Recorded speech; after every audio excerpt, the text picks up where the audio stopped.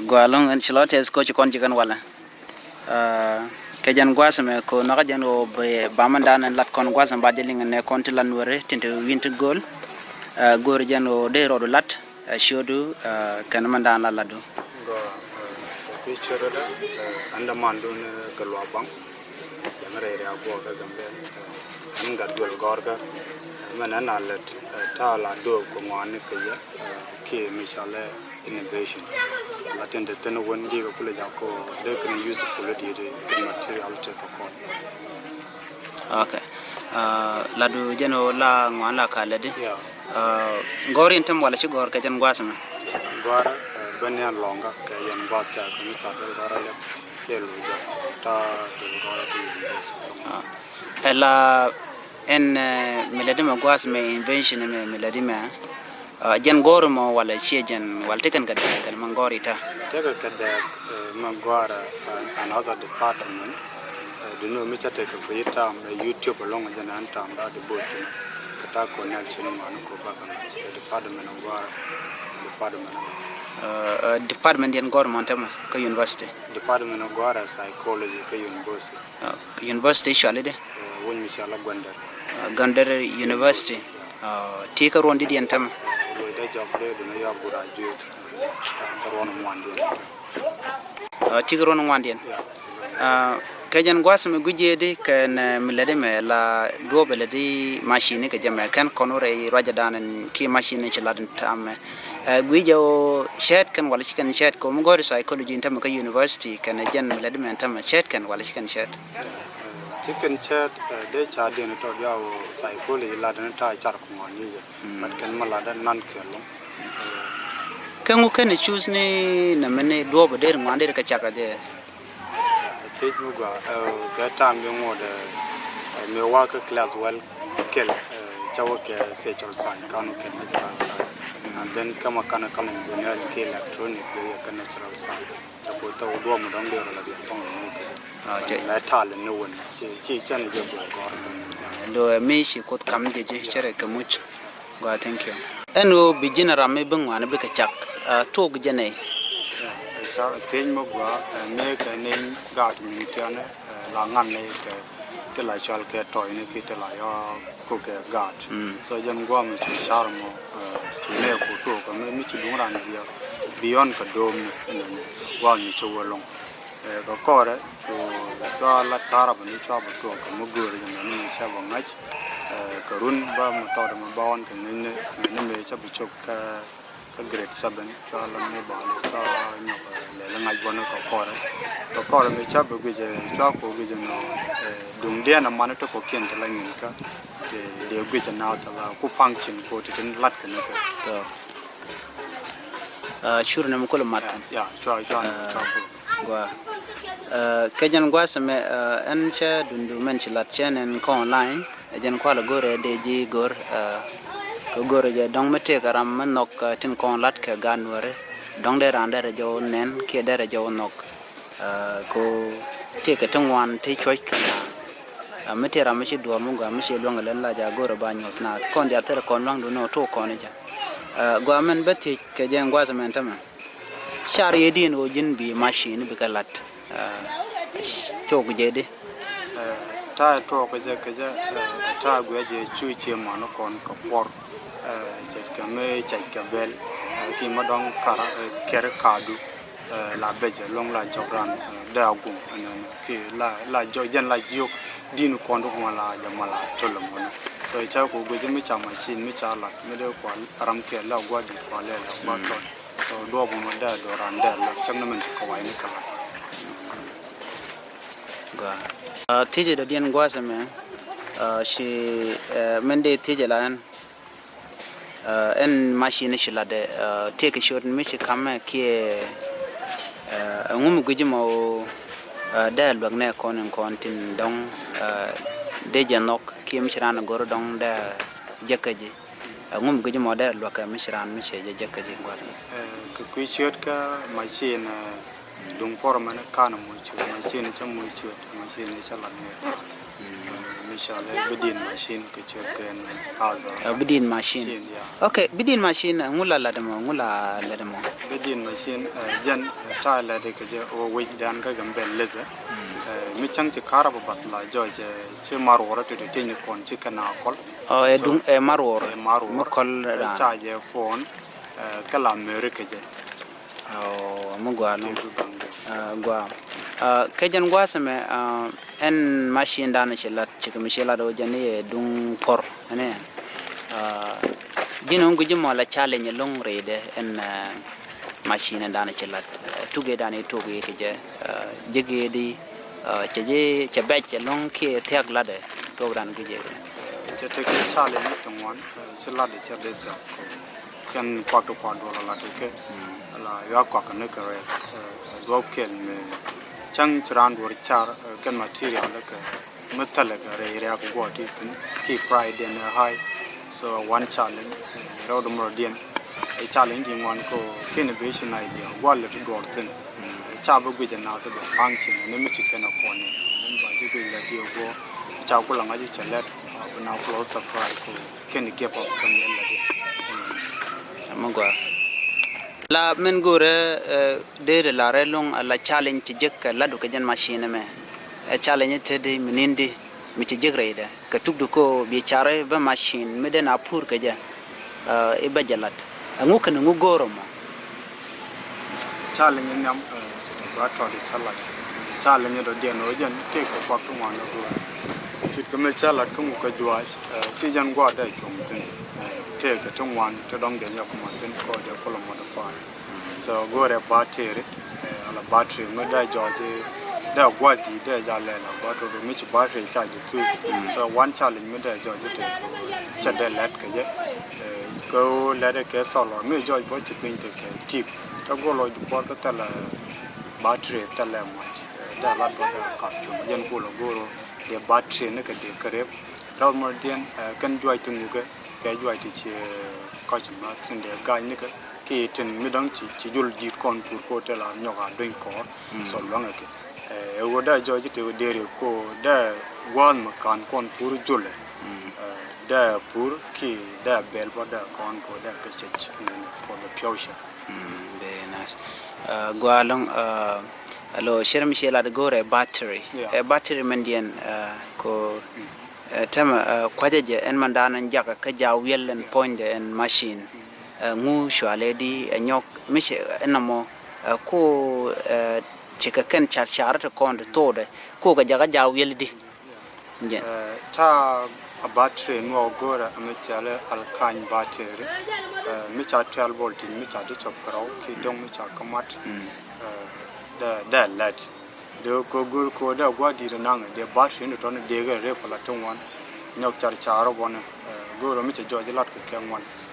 de kre patal dong sekan ne la char la nger kana de kre bangat ko de kan ad kulale en mo point man ko machine ko la wel goro dere ko machine le dinijan ko machine ki engine la line ko den ko take ke le antama use engine antama ke engine mo voltage di ko dong der nam der je kulon ko der je power shit ko en over dor ba wel dio la be je long cheja da voltage man indijan alla voltage yosa ke jan term right corner ke al kan battery chalara wen ke battery 9 voltage ko kala la diop to chamat which is ke 27 and point then an engine ko la wel la go reset it mean power go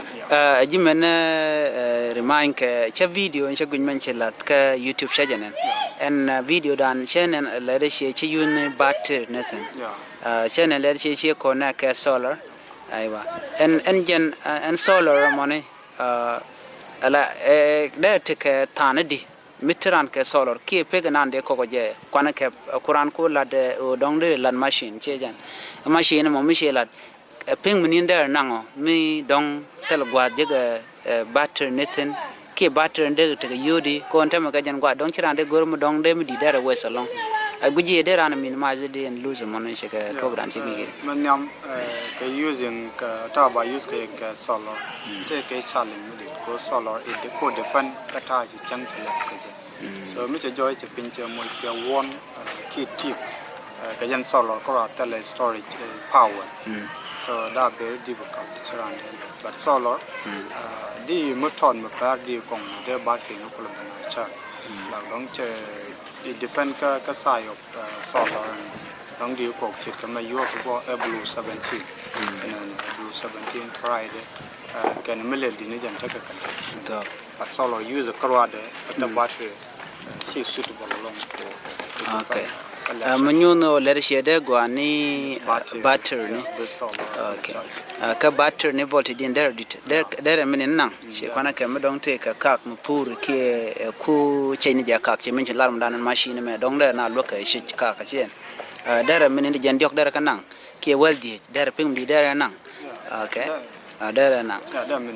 okay gwa chilote the long en tiji bati nyok ka jan gwasme dera ti ko jin an machine chilat machine gwa no ga je kwaje cherne ko kien dunu machine me gwa lum gajo da ne di aldere ka lok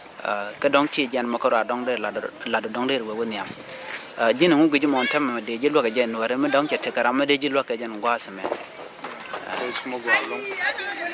lok en gora si long ma de kan ko goro de gan wat ko kien de ko den ma da miram te ke ai ja kin no ko da te ke ti men din jana long a machine to lat ko ma ne ke ti ke me wa yi no ngok wala ya pe ne je gara ni to kon ta yi ni to mu ka me che mo dong wa top den bo pe ne je gara ken challenge ni to ma tin ko den me to machine me din me la ke me te chang an den me to ku cha ki la ne lo ko na gan wa ko kien la de du an kwa wo ka jan ra chi mo de di der shola den war wo lak ene don tama chermi jene gori machine me de ngwak de ka anyok me ken lar check and monitor ke engine ndan cook de beje ke jeg de beje en engine dan ko de beje do ba beje ke je shika balo bol ka su ko ka ne ke ka tela te ne ken di machine to kom to chalat ba ko nya ko camera bi ko use ka do ba gui do je ke la menyu no tama mo gora no daga ji dar ji ko machine mo machine mo yo der men trade der ko be nyogo use gwasama ene jan ya no little bit machine la da machine ngok yi ne ke je okay so machine en mo ko la de la men wel la ya kam karar ken ka machine chit ke men te machine cycle kamala gel korwade mala choka wel mala wera jamo di camera ko gel le de ke dc da ko le de ko wa cha ken machine en mala da tek ken tekan gada okay chan mo right ke on tama mi shaku kana la let's say it cause right now en wo bi lar machine an gwe chedep nenten dep karaba ka tin che chot ka re malan ka an mo ngutre de mo gejino donga yes ka gwe dan she ke je ka video ka youtube ye to wala ngujen jen chi yes ko ye da ta ko long ta ka ran ya jen ngade kal tuje piwo woke je ala duma turba jen mo sa 2 meter ko ta ko design ka ta da an ka ko chi ko da ya te karam ci jilong ne wal re wish ka gambella chet ke kuma gambel kinasen kontin let che ko de la Nuer development chet kene kono dier ke ne la garden kontin let che pel kare which te ka nat ci arwati ci lok ke dong de wo niam me chala da la me chala bi din machine ne chala me ta ne ti nyo de ka ji sa nyan ta no de me ci kene gu je no lade ka ta chala ke je then you can mo na financial support okay ci to de machine shi ko mutoy kene okay mi ci kene kulo ka mutot ka ta me dan ci kene jogdi ka ta ko don dob dan der woni am ka je ko mi chay me ka financial dong ka gwede dong der gwade mi ka financial ko der ji kullu lak duno en men tup ko men kwala kamni dong che machine ndanan guji dong che daw dong ko jin ci kon ko der ka request ko dong de kan ko kwak to der ngande der lat ka je gwate la ne presentation tin ko ki machine ka me ta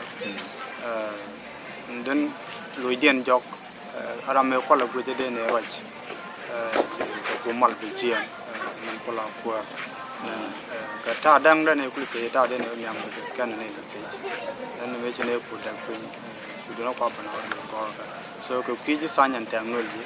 men ya me je ne tie je ne lu ka kwa kan me la ri kan ne e policies ko cha ko to ko la che chi dor bo la kana goro bi du ko la ko ko je mi cha ne ne chalet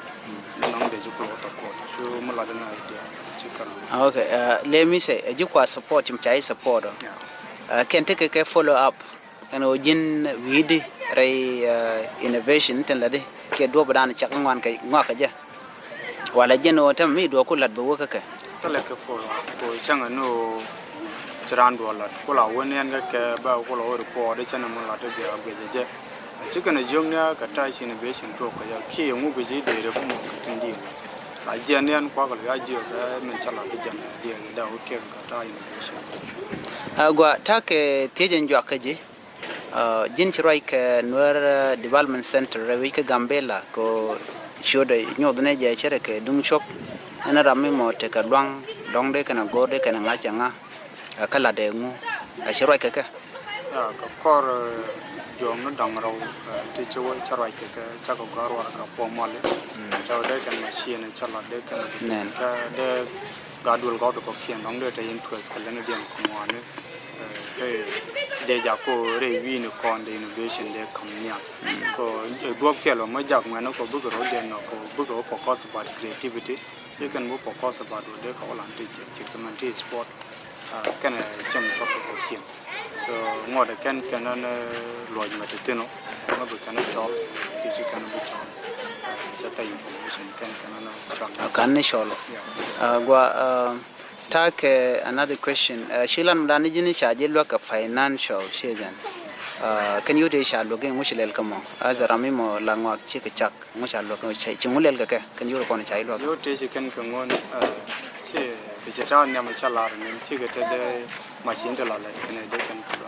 la ke yo ti 12,000 bir me chicken kungun cha be je kala te ko dan go ne cha bu ko ke ko be ko la ka ta wur ka kwa nyin ka la wur ka ka ta la ba da ni chicken o shi machine che kong na machine ya cha kong ne ko dong da je ko la ka wur ngwa ne ka ta kong ngwa shi ne cha wi da lo ga ta to oh wow alo jen machine me che ko kono oh shwide la da go along oh alo shwide la che la torbiel kate ke ted bono nyogwa da dong da jog luang no yeri bena mo bu pe ai de pya ben chegul to no jog ta ta cycle to kien ko mera mo la ja lung long den do mo je ku thank you jenan gwalon ko rami changwane la jagore ba won yamade ajen ko ile teki jenan dan kenya mo jen charge follow up te konte cha kam shigel ngu ko la teki don bo let ke chi shingar jin ga kala nim gwamade nan yam en shay impress lon ke chilote da lon ka machine chilade ne machine ne yam kana jek chim kula laran machine dung man kolli ka charge mobile cheja kana ngaj dioje teram ci lwaktin ka yo dioje ka yot camera re yon ko ke lwa ji your family bo donga jen machine la da meta ke nam shalat ka pe yon te la yo ka la motot e cho nyo di sanyan technology chu ken yo de kwai la ga ka me di ke la yo te kine di chu ken ko chicken e ba kwa te ba ko ga ko la gar ka je pero mi chicken ngaji chu motot de chalat chalat ta chalat shama gwalong shilote the long brother kalaran danan gwa shilat entama en bu kono ka do badan deri nyona ka je o dare jwa dare ka puridi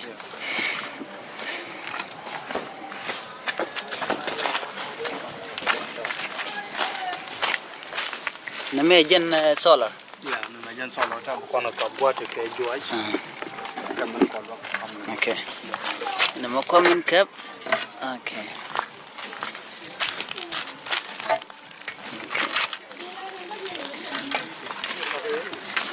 Come on.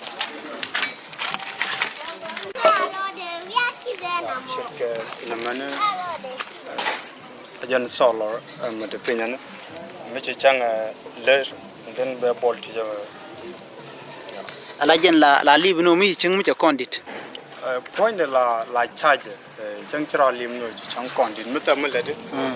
be charged to talk. Then jungle will let me to think a tick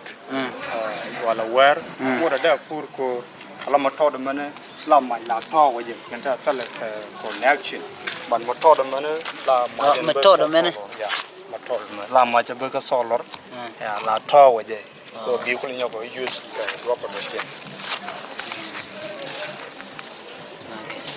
Okay. Do down down there, do there, Purga. You let them, the child that is a Janet, Namajan on the man, La Twanga, so Branco Camel. Look at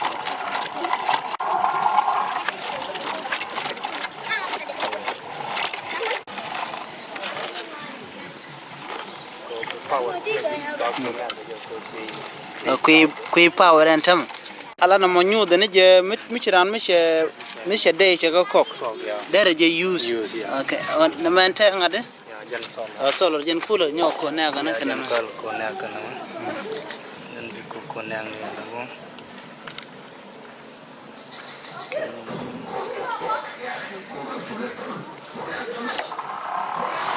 kende ji power of the power chero rebata ya chero de power.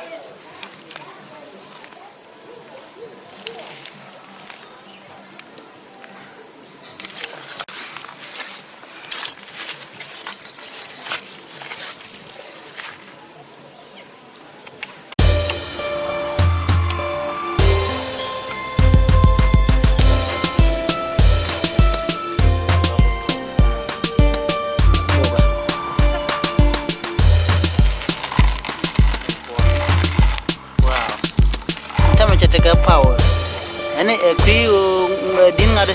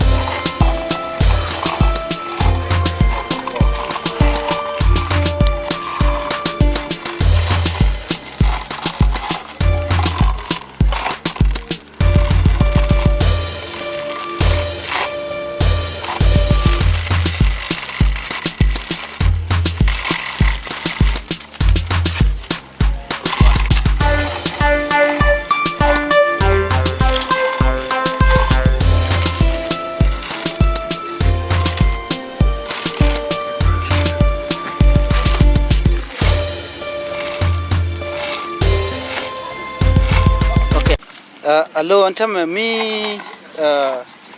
la mitele solar shabilat Mitele solar di chai aywa ka karaba mitele solar then they carb they use mitega karaba duno mitele they battery ni use chejan ka battery to memo amogwalon ko dong de te ka battery de teka ko de ran kula alwaga amogwalon